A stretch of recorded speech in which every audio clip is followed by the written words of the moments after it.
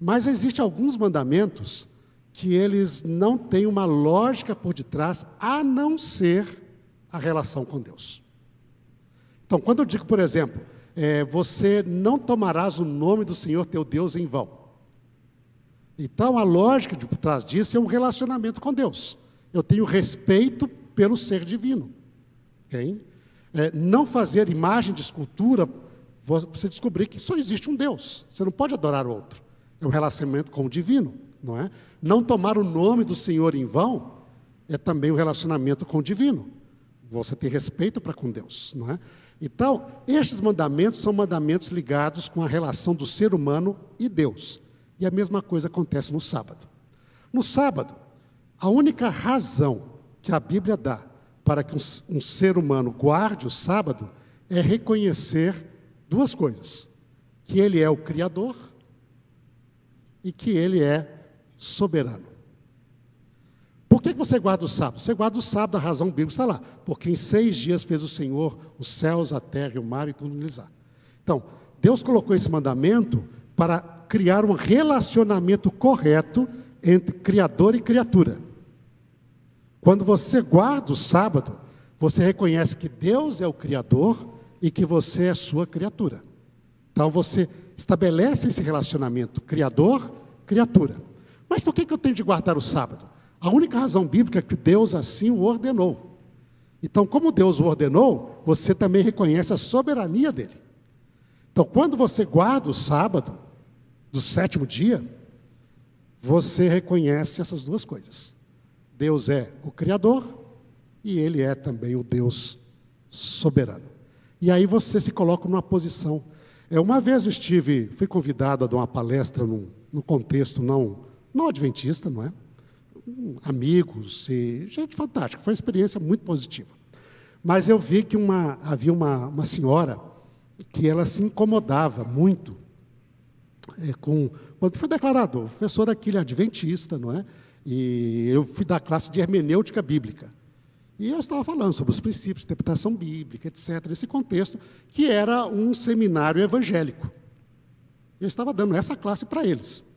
Mas ela se mexia na cadeira, você via que ela estava incomodada. Aí, no momento, ela grita assim: graças a Deus eu não guardo mais o sábado.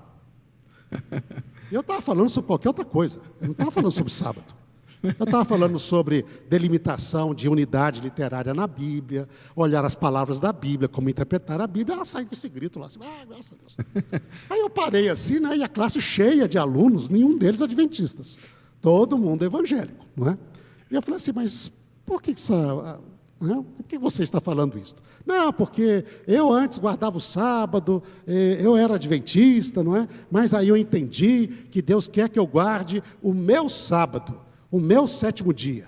Como eu começo a trabalhar na segunda, eu trabalho segunda, terça, quarta, quinta e sexta, não é? E até o sábado, e o meu 7º dia, o domingo, eu guardo o domingo, eu estou livre agora, conheci a verdade bíblica. Eu falei assim: olha, é uma posição interessante, né? Eu respondi para ela, mas isto não é bíblica.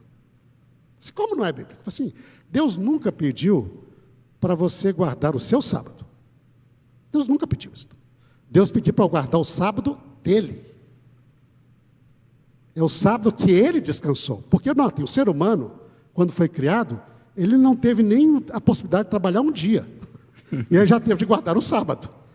O mandamento não diz: 6 dias vocês vão trabalhar e no 7º dia, depois de 6 dias que vocês trabalharem, vocês vão guardar um sábado, porque vocês cansaram-se muito, se esforçaram. Não, a razão do mandamento é: por quê? Porque em 6 dias fez o Senhor os céus, a terra e o mar, e no 7º dia Ele descansou.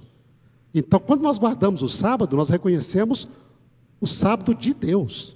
Não existe na Bíblia: guarde o seu sábado. Ele diz: guardareis os meus sábados. Então, e o sábado, em final, quando compreendido corretamente, ele é símbolo, inclusive, daquilo que é básico na Bíblia, chamado graça. Por que graça? A bondade de Deus. Porque Adão e Eva, eles não precisaram fazer nenhum mérito para poder descansar no 7º dia. O que aconteceu ali? Eles foram criados no final do 6º dia, não é? E já vão desfrutar daquilo que Deus criou na companhia de Deus, louvando o Senhor. Então eles reconhecem que Deus trabalha e você, que é o sentido da palavra sábado, descansa. Descansa naquilo que Deus realizou. E por isso sábado é graça. É graça, não é obras. Sábado é pura graça. Né? E é assim que é entendido na Bíblia, e é assim que Jesus enfatizou, vocês devem compreender. Sábado não é uma obra meritória que você faz e ganha mérito diante de Deus. Sábado você reconhece o Criador, reconhece a sua soberania e reconhece a sua graça. Ele trabalhou e você descansa no Senhor.